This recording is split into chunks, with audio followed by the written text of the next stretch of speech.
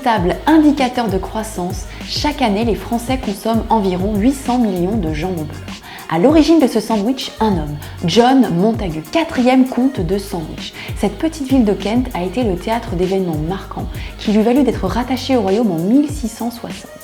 Édouard Montagu en deviendra le premier comte jusqu'à ce que son arrière-petit-fils, John, change le cours de notre alimentation. Enfin, il a juste donné son nom à une recette qui existe depuis l'Antiquité. Des écrits racontent que les Égyptiens mangeaient déjà du fromage et du poisson fumé sur du pain et que Louis XIV emportait à la chasse de petits pains briochés farcis à la viande. Bourreau de travail ou accro au jeu, en 1762, John Montagu refuse de quitter sa table au moment de déjeuner. Influencé par ses voyages en Méditerranée où il découvre les mezzés, il demande à se faire servir de la viande froide entre 2 tranches de pain. Au 19e siècle, le sandwich voyage pour conquérir les élites américaines. Riches hommes d'affaires et aristocrates fréquentent les clubs où ils se délectent de sandwich. Le club sandwich. Ah là, c'est fort!